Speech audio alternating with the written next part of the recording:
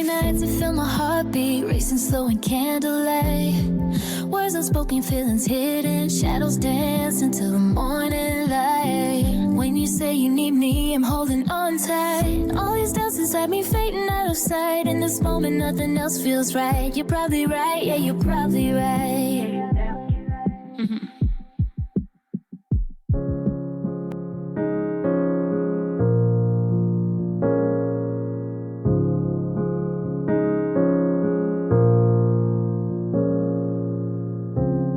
Did I drive you away?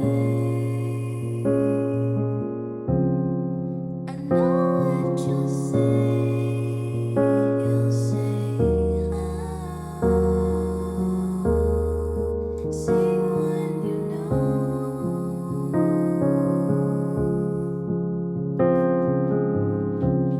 But I promise you that Promise you that I'll always look out for you.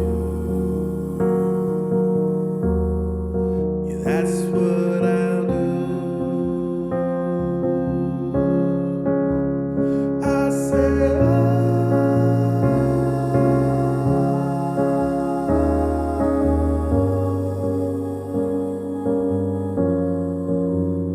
I say,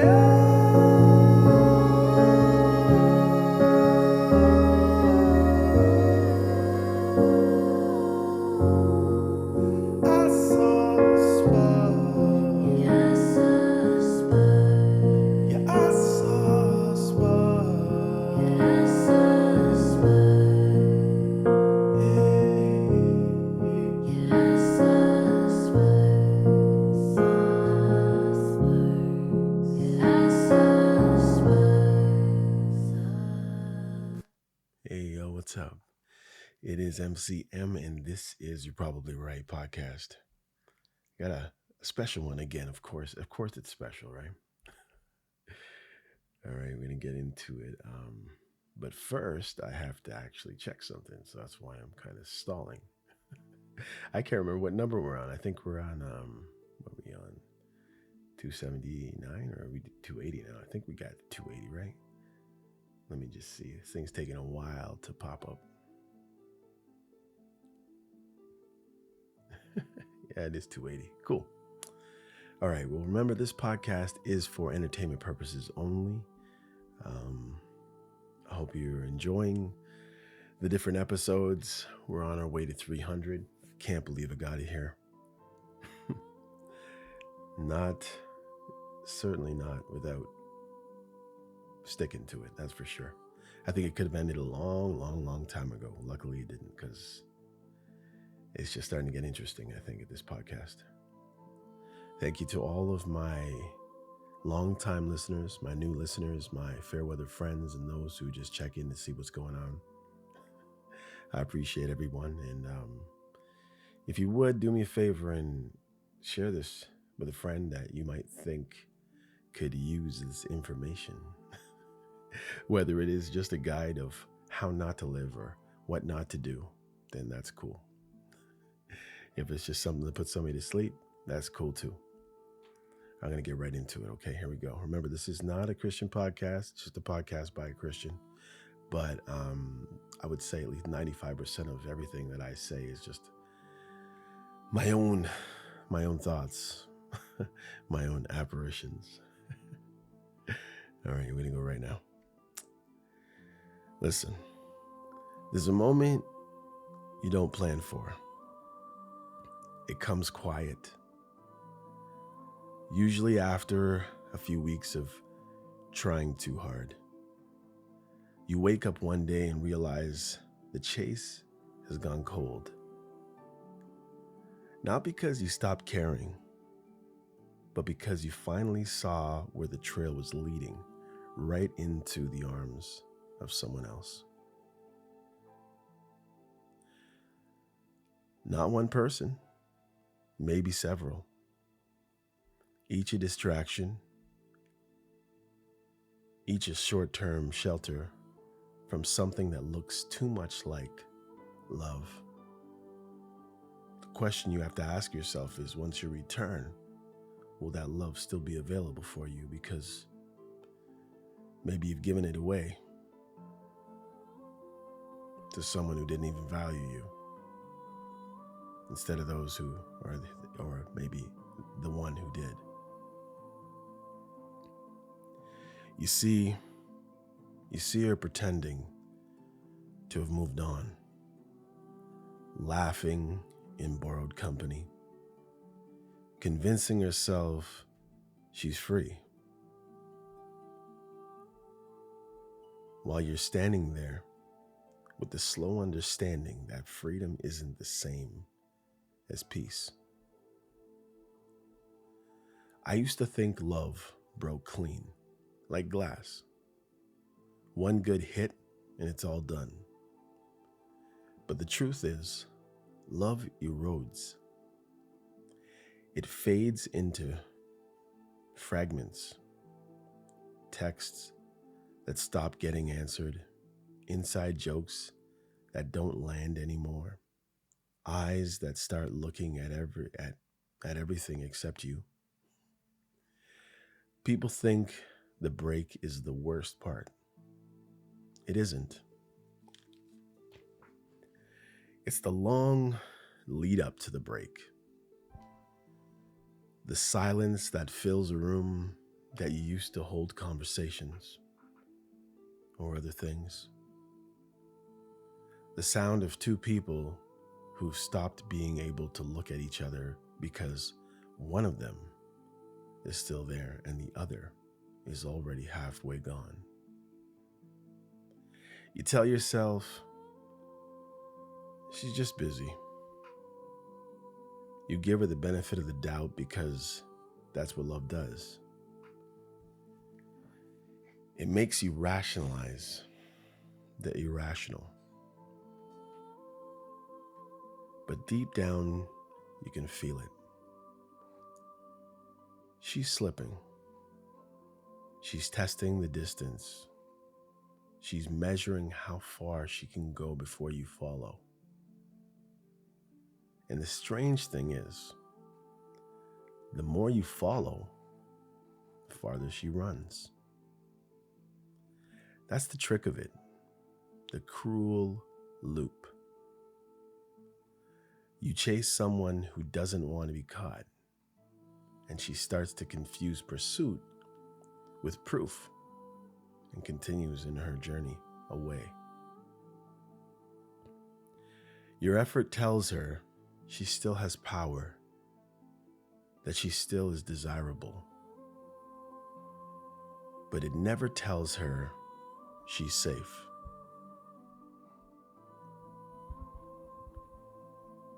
And what she's really afraid of isn't you losing interest. It's what happens if she stops running and realizes there's nowhere left to hide. I've learned that when people say they want space, what they often mean is, I don't know how to handle being seen. I don't know how to handle being cared for.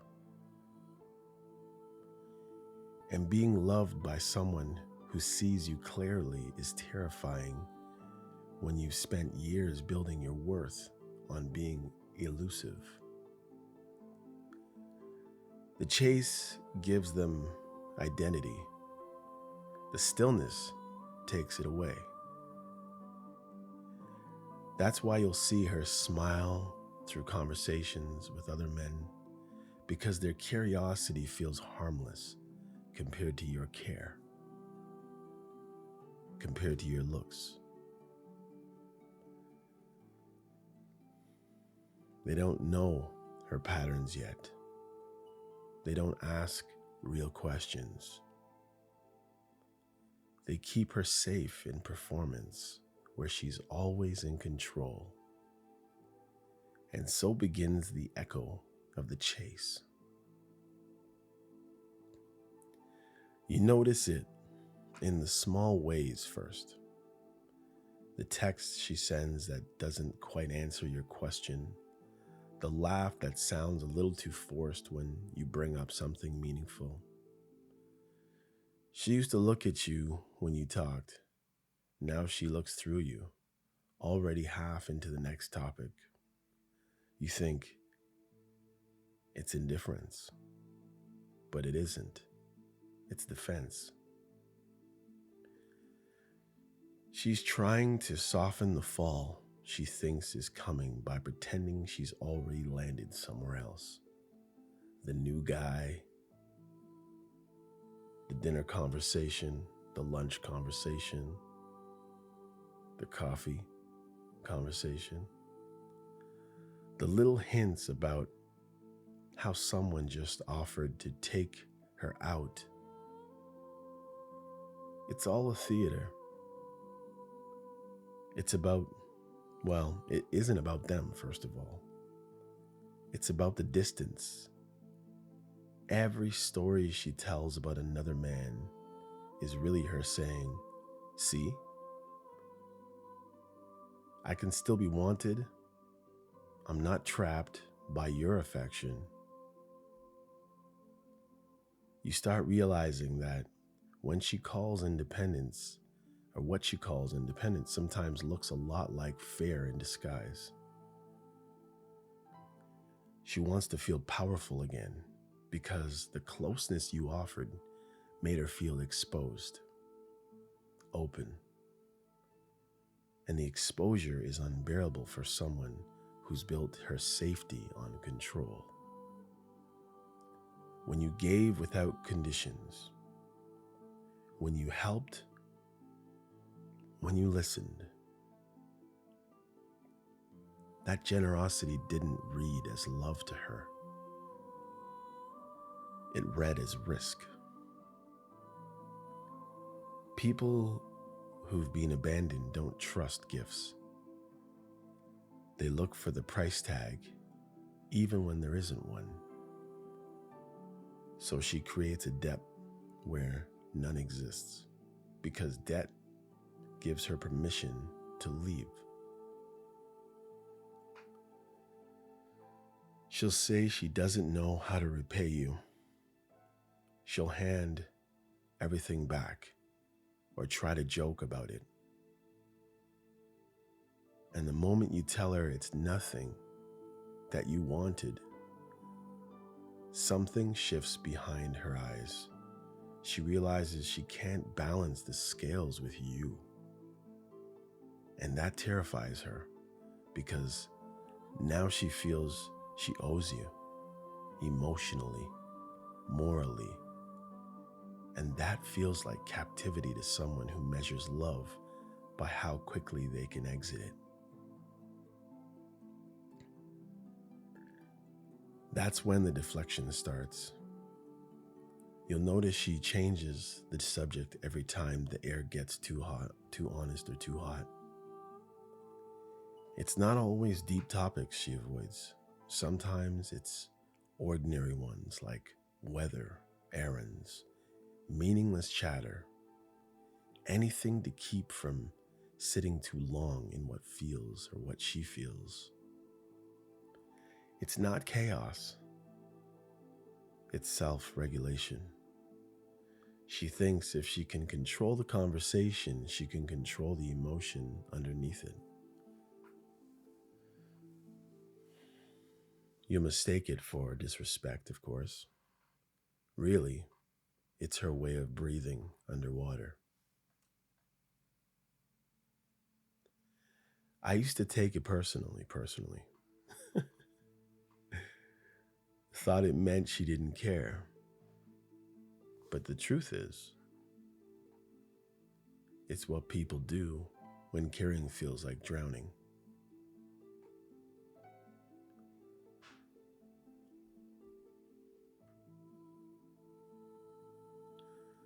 She can't meet your sincerity head on, so she builds a maze of small talk and half smiles to keep you walking in circles. And you, because you still believe in the version of her who used to open up, you follow. You keep trying to find the exit that leads back to her heart, but she's not lost in there. She's hiding on purpose. There's a saying, the person who runs from love isn't running from the person. They're running from the mirror that love holds up. You can't fix that mirror. You can only stop chasing the reflection. After a while, you start understanding that every avoidant gesture, every deflection, every flirtation, every half-truth isn't an attack. It's a survival mechanism.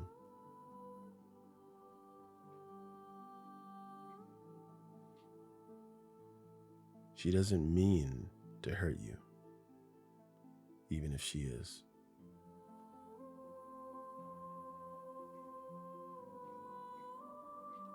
She's just trying not to disappear into someone else's expectations again. But the irony is, by trying not to lose herself, she ends up losing the only place she ever felt seen. You try to meet her where she is. You lower your tone. You probably even lower your expectations. Not sure you should. You tell yourself, you'll stay calm. You'll be patient. You'll give her space. But patience with someone who mistakes calm for indifference is like whispering into a storm. She'll test it, push it, try to prove that you don't really mean what you say. And the moment you react, when you show frustration, jealousy, disappointment, she'll take that as confirmation. See, I knew he'd turn on me eventually. That's how the prophecy fulfills itself.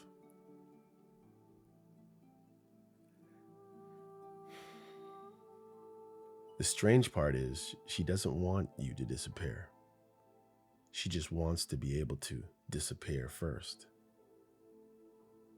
To leave before you leave. You know, that old Donnie Brasco, you don't leave me, I leave you. To decide the ending before you can, because deciding gives her the illusion of safety, control, power. She can tell herself it wasn't rejection, it was choice. That's why she'll talk about other men so casually, drop their names like they're trivia. She's rehearsing detachment, and every time you flinch, it teaches her that she still matters to you.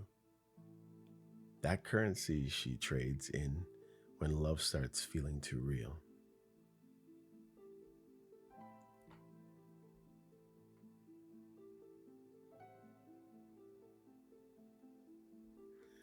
You'll think about pulling away, but you won't, at least not yet, because a part of you still believes there's a version of her that remembers the softness. You've seen it. That one night she leaned on your shoulder without saying a word, or the way she laughed unguarded when you said something stupid. Those moments weren't illusions. They were glimpses of a person she could be if she ever stopped running. But she won't, not until she's convinced the chase is over and that being caught is actually being safe and not engulfed, not taken over. She needs her space. She needs her autonomy. That's the cruel truth. The only way to reach her again is to stop reaching. Weird, right? To become what she isn't expecting. Still grounded, unreachable. Distance is the only language that she actually trusts. She understands silence better than reassurance. When you stop explaining, she has to sit with her own thoughts. And that silence, the one she thought she wanted, starts to feel heavier than any words you could ever have said. People ask why you'd ever love someone who keeps you at arm's length. The answer is simple: because every once in a while she lets you in, and those moments feel almost holy. You think, if she can open up like this that once, she can do it again, maybe even again. But what you don't see is those glimpses are her emergency exits, brief openings she uses to test if intimacy will actually finish her. When it doesn't, she panics away because safety feels unfamiliar. I remember one afternoon, she was talking about something small, some random thing, maybe some project, nothing that matters, and halfway through the sentence, she changed the topic. No reason, no transition, just switched. I asked her about it gently, and she looked startled, like she'd been caught sleepwalking. That's when I realized it wasn't me she was avoiding, it was herself. The moment a thought brushed too close to vulnerability, she rerouted, like a river taking every wrong turn just to avoid the highway that leads home. Sorry, the driver that takes every wrong turn just to avoid the highway that leads home, the river. You start seeing patterns everywhere after that. The way she touches your arm when she needs to reset the mood, the sudden jokes when conversations get too honest, even the way she stands angled half turn, one foot always pointing towards the exit. She lives in partial gestures. You'll want to fix it to prove she doesn't have to be afraid, but that's where you'll lose her completely, because fixing her fears means acknowledging that they actually exist. And acknowledgement feels like exposure. Sometimes I think she believes love was supposed to hurt a little. Not in the dramatic way people write about or make movies, but in the slow erosion of self.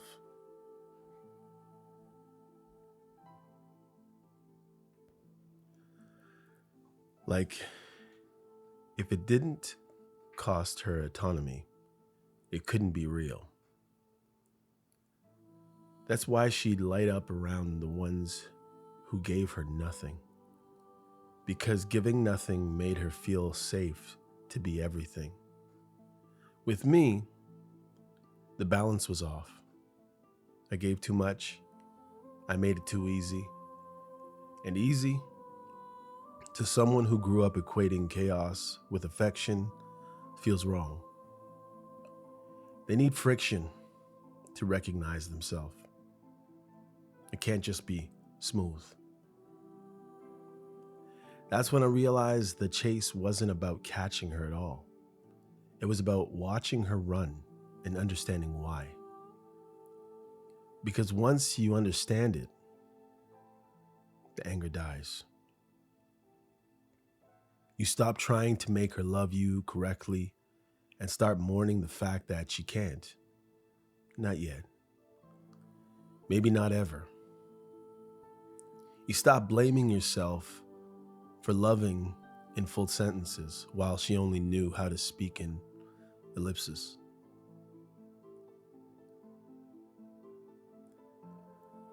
There's a quiet kind of mercy in that.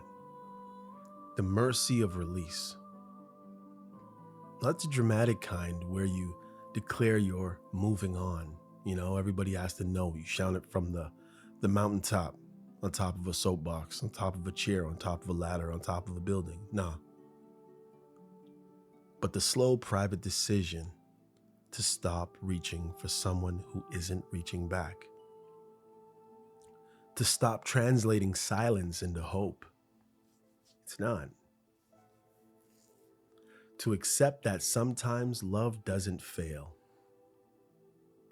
Because it doesn't fail. It just outgrows the condition it was born in.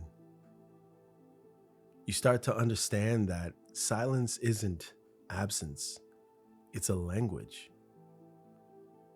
Every pause between messages, every delay in reply, every half smile becomes a kind of punctuation in a sentence you didn't write. She's speaking in the only grammar she knows, withdrawal.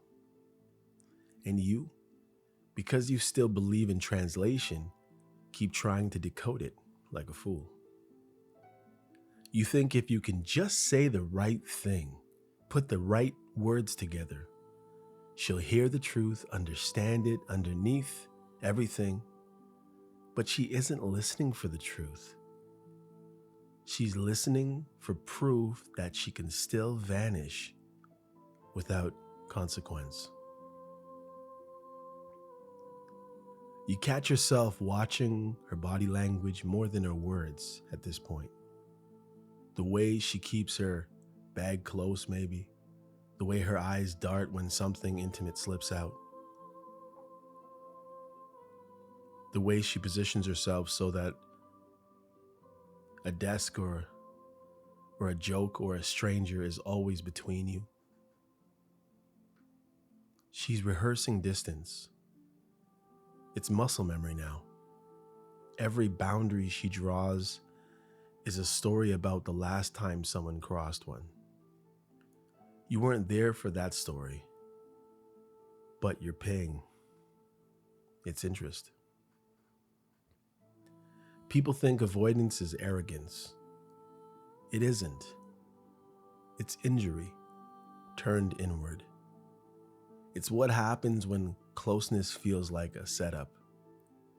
So she builds safety in the form of escape routes or routes. Every time you soften, she remembers how the softness felt the moment before everything went wrong. So she stays sharp now. She'll tease, deflect, flirt, just enough to keep things uncertain. Because uncertainty is her oxygen. Certainty is suffocation. And yet, beneath that, there's this flicker of contradiction. She wants you near enough to feel her value, but far enough that she doesn't have to prove it. That's why she'll reach out casually after days of silence, asking about something totally meaningless, like a coffee, a person, a meme.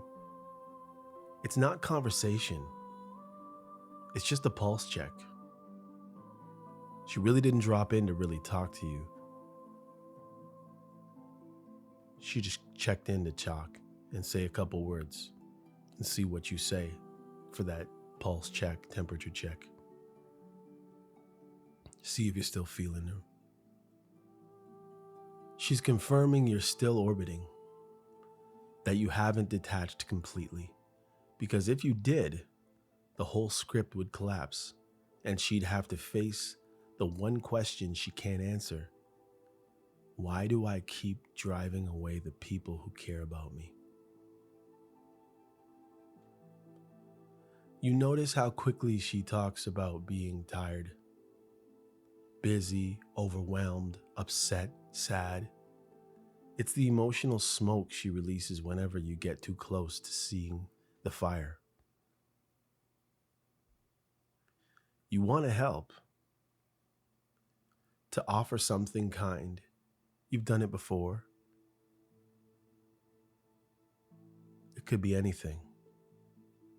And each gesture seems to make her more uneasy, not less. That's when it hits you. Kindness threatens people who've learned to survive on deprivation. When you feed someone who's used to famine, they panic. They start worrying about when the food will run out again. So she preemptively ruins the banquet. She cancels plans, she changes the subject, she picks small fights. It's not cruelty, it's control. Because if she can be the one to interrupt closeness, she doesn't have to feel the shock of it being taken away later. That's what people miss about avoidance. They aren't heartless, they're terrified prophets, waiting for that self-fulfilling prophecy to happen, constantly predicting the end and doing whatever it takes to make sure they're right. And you become the unwilling collaborator in the prophecy, scratching and clawing and trying to go in the opposite direction, but no, you're being swallowed up. You start managing your own hope. You tone down your affection. You ration your messages. You convince yourself that giving space is maturity, when really it's self-preservation. You watch her from a distance, half proud that you're not chasing anymore, half ashamed that you still want to. That's how the echo begins to fade in the mirror. Because eventually, you start seeing yourself in her behavior. You catch your own deflections, your own guardedness. The more you study her avoidance, the more you see your own reflection moving behind the glass. It's unnerving. You realize that chasing someone who runs from love reveals the part of you that runs from loss. You aren't as secure as you thought. You're just louder in your longing. She avoids by retreating. You avoid by reaching. Different tactics, same fear. That's the real twist. Avoidance and anxiety aren't opposites, they're mirroring images, both built on the same wound. I'm afraid you'll leave me, so I'll make sure I don't need you when you do. She'll hide behind distance, you hide behind devotion. She keeps score with silence, you keep score with effort. And the tragedy is both of you think you're protecting yourselves, really you're protecting the wounds from healing. When love becomes a mirror, it stops being romantic, it starts being diagnostic. You begin to notice how she mirrors your mood. When you go quiet, she flirts with someone else. When you withdraw emotionally, she brightens up as if to prove she's unaffected. It's all compensation. She can't handle your stillness because stillness means she might have to matter. And mattering means vulnerability. Vulnerability means risk. So she shifts attention to safer grounds. The admiration of strangers, the convenience of new admirers. They're not replacements, they're buffers. I remember thinking maybe she needs to see me disinterested to feel safe again. So I stopped initiating, stopped asking how she was, and for a while it worked. She looked calmer, she even seemed lighter around me, as if relief had replaced guilt. But something strange happened. She started appearing in places she didn't need to be, asking questions she already knew the answers to. Small touches, casual glances, the kind that could pass as friendly but weren't. That's when I realized detachment was the only invitation she could actually accept. Avoidants are drawn to silence the way anxious people are drawn to closure. Silence gives them room to project safety. They fill it with stories that comfort them. He's fine. He doesn't need me. Maybe I can talk to him now. The moment you break that silence with emotion, the story collapses, the fear returns.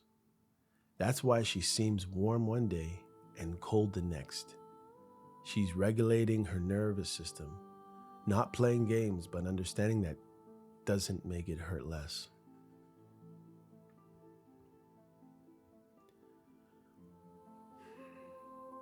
What hurts most is knowing she'll rewrite history to protect her version of herself. In her retelling, you were probably too intense, too kind, too present. She'll say she needed space, but what she means is, I couldn't control how deeply you saw me. And once someone sees an avoidant fully, they lose their favorite hiding place, anonymity. You become too real. She can't perform mystery for someone who already knows the lines. So she finds new audiences. The men who call her amazing after 10 minutes, the ones who don't notice the tremor in her jokes or the way her laugh comes half a second late. They'll adore her because they're seeing the surface she polished for them. She'll bask in the attention for a while. It'll feel like recovery, but recovery built on fantasy always collapses under honesty. And the honesty is inevitable. Every new admirer will eventually ask, where were you before me? That's when she'll hear your name.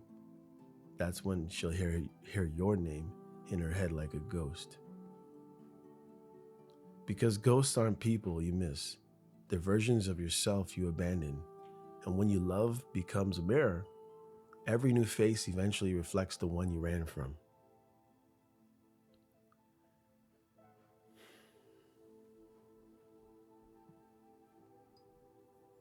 Hang on a second, y'all.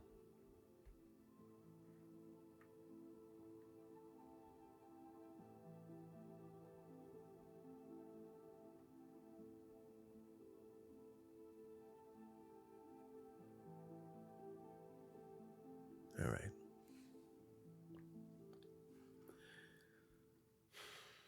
You might think that gives you satisfaction. It doesn't. You won't even know when it happens. You'll just wake up one day, months later, and realize you haven't checked her page. You haven't wondered who she's with. You'll feel like this quiet neutrality, like your heart finally exhaled. That's the point she'll feel the shift in the air. Avoidants have a sixth sense for indifference. They can smell it before you ever act on it. That's when the curiosity builds and begins. She'll circle back, not dramatically, just lightly. A message, a comment, a shared song, something that sounds harmless but carries reconnaissance. She's not ready to reconnect though. She's checking the temperature. Did she lose the safety of your affection or the power of your attention? It's a difference she's never learned to tell apart. By then you'll understand something essential. She doesn't hate closeness. She just mistrusts peace. Peace feels suspicious to someone raised in chaos. They equate calm with boredom, and boredom with danger. That's why she'll keep manufacturing small storms to make sure she's still alive. Kind of like pinching yourself in a dream, pricking your finger just to see it bleed. Inside the relationship, but once you stop reacting to the thunder, she's left alone with the sound of her own rain. You start to realize that love for her is a self-portrait she keeps repainting. Every partner is another brushstroke, another attempt to fix a flaw only she can see. You were never the whole picture. You were just the most honest color she ever used, and honesty in her world always feels like exposure. That's what I mean when I say love becomes a mirror. It reflects not just who we are, but what we believe we deserve. And when someone doesn't believe they deserve softness and goodness, they'll keep mistaking gentleness for weakness, affection for control, stability for a trap. You can't teach them otherwise. They have to stand still long enough to see their own reflection without flinching. Until then, you learn to let the mirror stand on its own. You stop polishing it, stop shouting into it, stop trying to convince it that it's showing the wrong image. You just leave it and let it be, clean, patient, still, because eventually curiosity brings them back to see what they left. And maybe that's what forgiveness really is. Not welcoming them back, but leaving the light on just long enough for them to see what they ran from. Not for them to say, or not for them just to stay, just in long enough for them to stand and understand, to see. You learn quickly that people don't disappear, they just change costumes. She starts showing up in other people's stories, laughing a little too loudly, telling jokes you once told, carrying herself like she's trying on a lighter version of her own skin. From the outside, she looks healed. But if you listen closely, you can hear the rehearsal in her tone. Every new conversation is a cover song. Every new admirer is an echo chamber where she can test whether she still matters. You tell yourself not to look, but curiosity is a stubborn habit. You notice the posts, the smiles, the names you've never heard before. None of it stings exactly. It's more like static in a room that used to play music. The silence between you has been replaced by other sounds, and somehow that hurts more than anger ever could. Anger would have meant there was something left to fight for. Static just means the station's changed. Avoidance finds substitutes the way insomniacs find distractions. They just need something to fill the space where rest should be. She'll call it moving on, but really she's curating noise to drown out the memory. It isn't about sex or romance or even attention. It's about proof. Proof that she can still feel wanted without risking being known. Proof that she can rebuild a sense of worth from the outside in. You've seen it before, the quick connection, the oversharing with a stranger, the sudden distance once the stranger starts caring. It's the same dance, new song.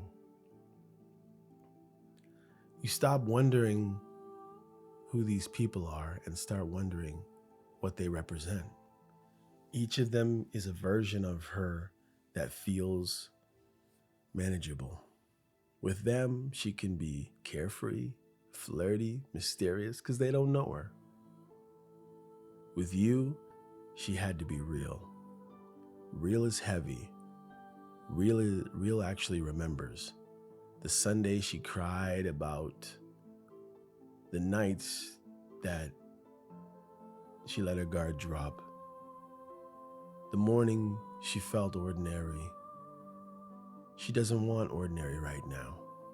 Ordinary means reflection, and reflection means accountability.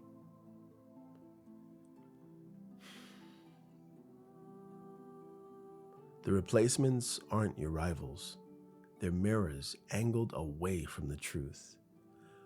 You realize that, and the resentment fades quicker. and quieter, into a quiet understanding. You see the pattern clearly now, how every new attachment is a sprint away from stillness. She thinks she's writing or rewriting the story, but all she's really doing is looping the same chapter under different lighting.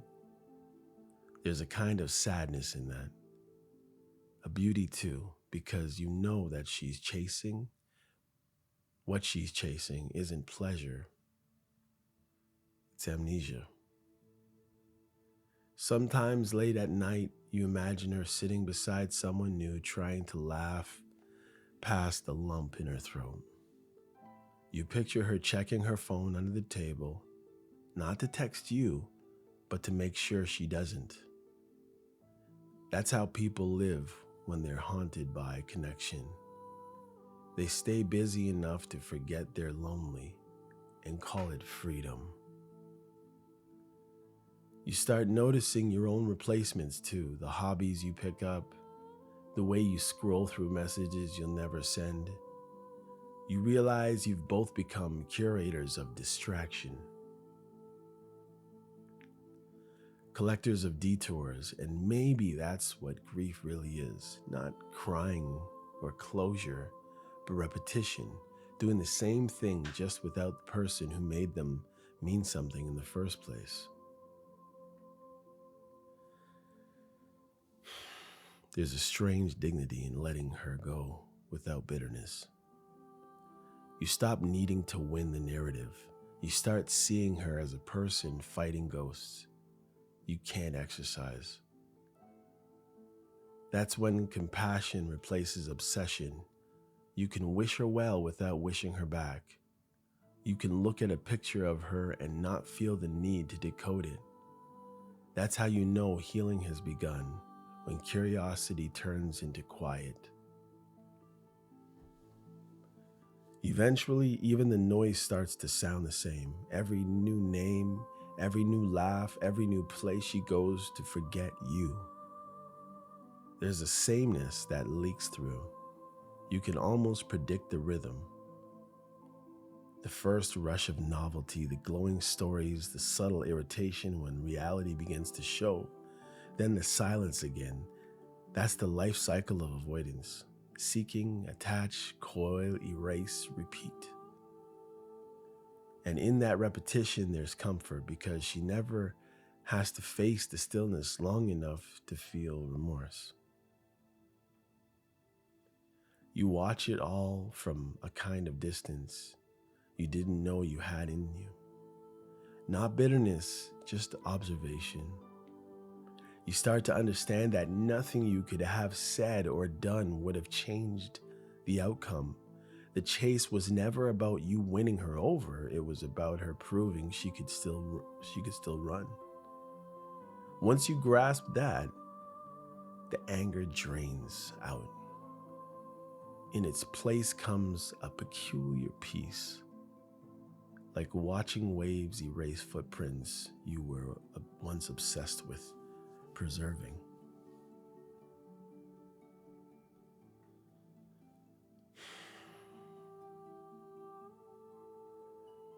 There's a moment when you realize she's not the same person you loved.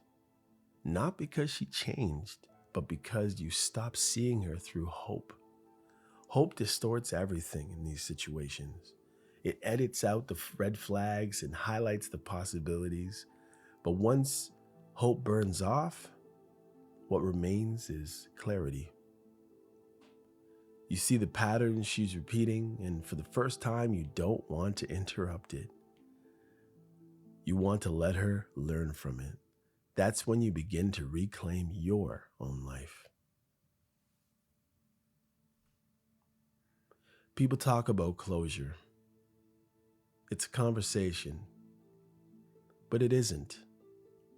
Closure is what happens when you no longer need to understand. Case closed. You stopped refreshing the pages, stop replaying arguments, stop trying to decode silence. You let the unanswered questions just stay unanswered. because the peace you get from letting go outweighs the comfort you once got from explaining. She'll feel that shift even if you say nothing. They always do. Something in the atmosphere changes. The invisible tether snaps. She'll sense the absence before she can name it. That's when she'll start bringing you up in casual ways to colleagues or friends who don't know the history. Not because she wants to reconcile, but because she wants to test whether the memory still makes her powerful. When she finds it doesn't, she'll fall quiet.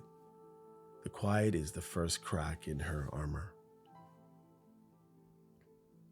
In that silence, the replacements begin to lose their shine. She starts noticing things she once ignored. The emptiness after temporary excitement, the way attention fades faster than affection. She might scroll through your old messages, possibly, without meaning to. She might hear a phrase you used and flinch at how familiar it sounds. Avoidants rarely admit regret out loud, but it shows up in the way they hover near old routines. She'll take longer routes past your door or linger in the conversation of someone who mentions your name. Those are her confessions, spoken in the moment or in the movement instead of the words.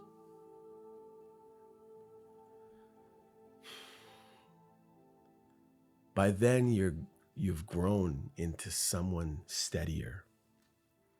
The chase rewired you. It forced you to build patience, discipline, solitude. You learn the difference between loneliness and peace. Loneliness is the ache for someone else's presence. Peace is the acceptance of your own. Once you've felt peace, chaos loses its charm. You can't go back to begging for attention when you've learned how to give yourself quiet. You start creating again, writing, working, living, and she'll notice that too. She may not say anything, but her body will betray it. The quick glance, the sudden compliment, the soft questions meant to gauge your openness. It's not malice, it's muscle memory. She's testing whether she can still enter your world without consequence. The hardest thing you'll ever do is not make it easy for her. Because forgiveness doesn't always mean access. She'll keep a foot in both worlds for a while. The new attention that keeps her ego fed and the familiar presence of you that keeps her conscience calm. You'll see it in the way she flits or flirts between enthusiasm and distance, apology and avoidance.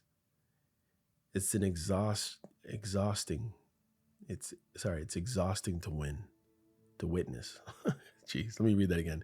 It's exhausting to witness, but you won't chase anymore. You've already learned that chasing someone's shadow only teaches them how to run faster. Then, one day, she'll face a version of herself she can't distract.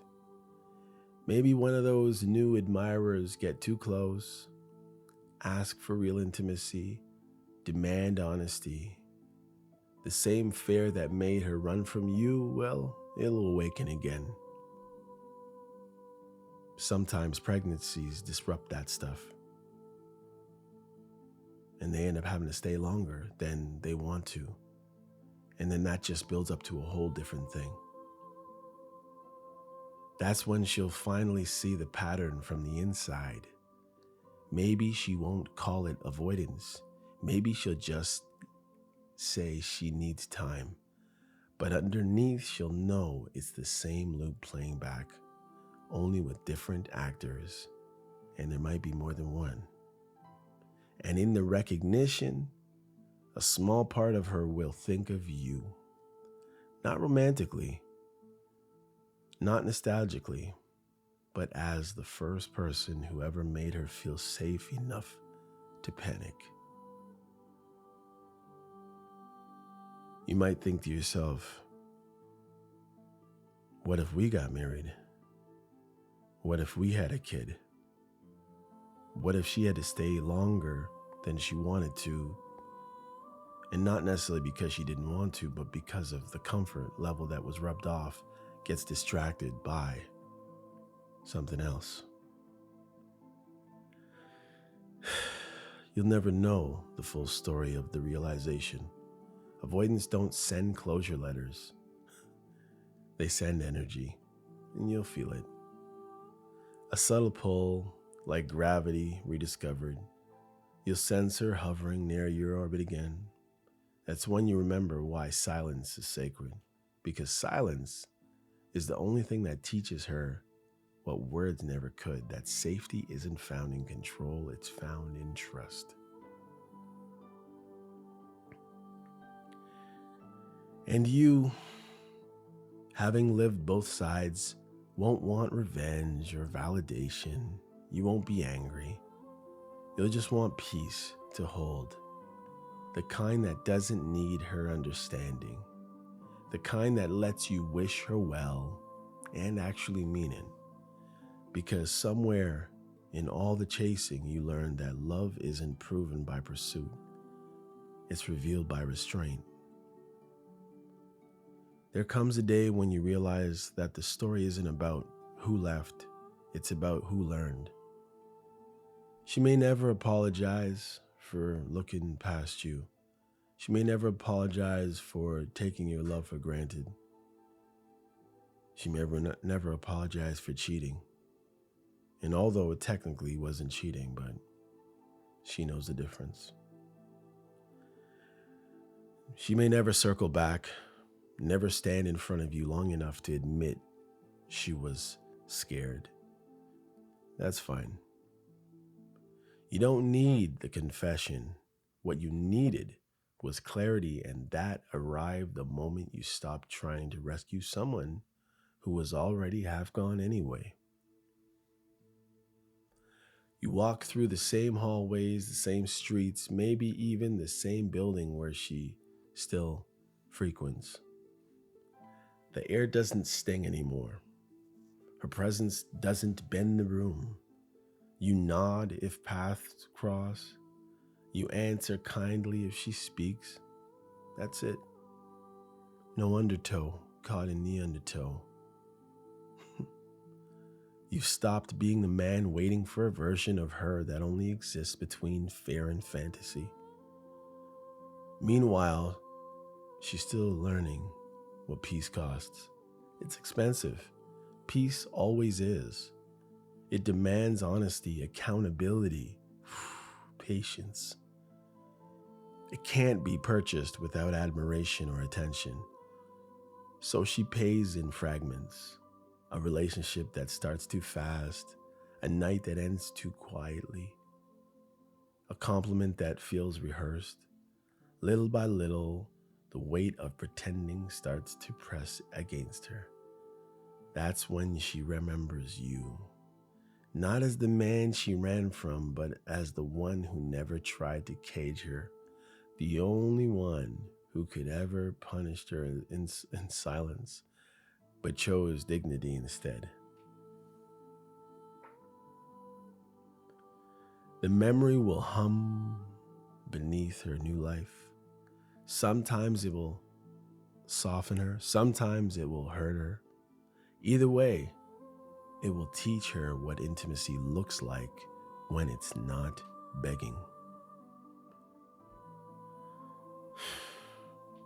You'll hear stories from mutual friends. You'll smile politely and change the subject. That's how you'll know you've healed. Healing isn't erasing the past, it's losing interest in it. You'll stop rehearsing the monologues you used to imagine delivering. You'll stop drafting messages you'll never ever send.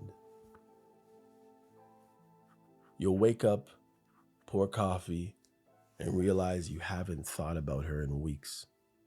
Not because you forced yourself to, but because you finally ran out of reasons to.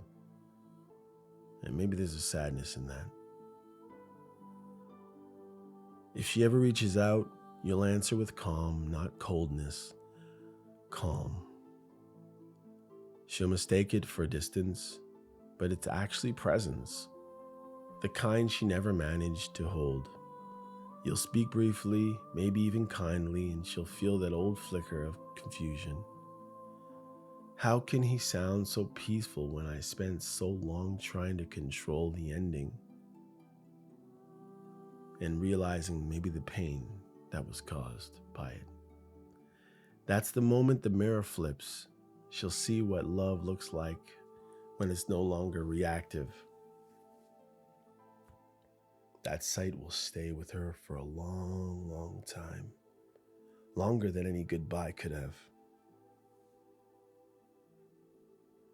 Because endings, when done right, aren't loud, they're clean. They don't announce closure, they demonstrate it. The most powerful statement you can make to someone who feeds on chaos is absence of it. You stop chasing, you stop competing, you stop translating every silence. You let stillness speak on its own, and stillness told the truth. The chase was never yours to finish.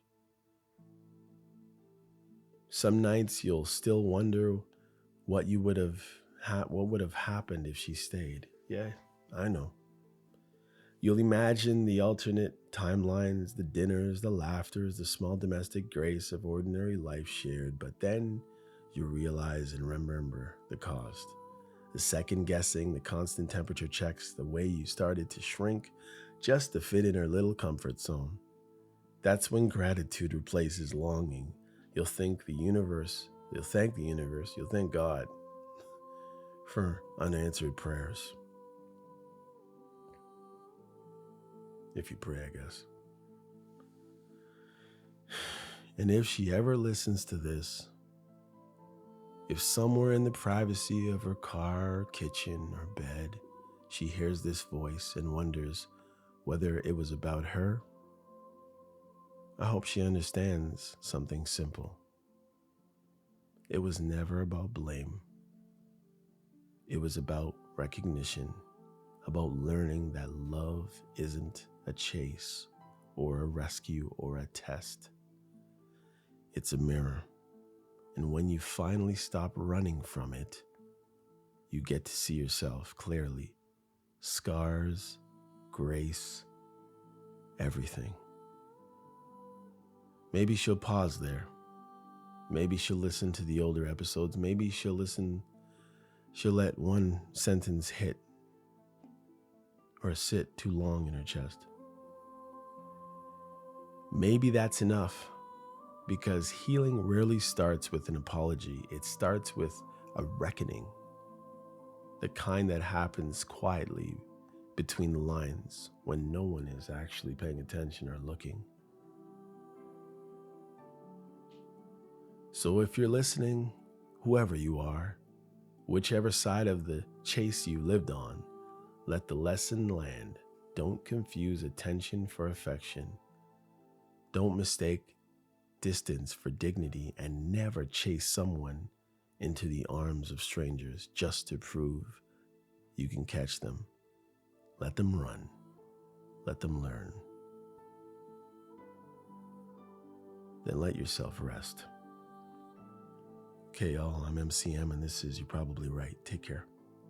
See you next time.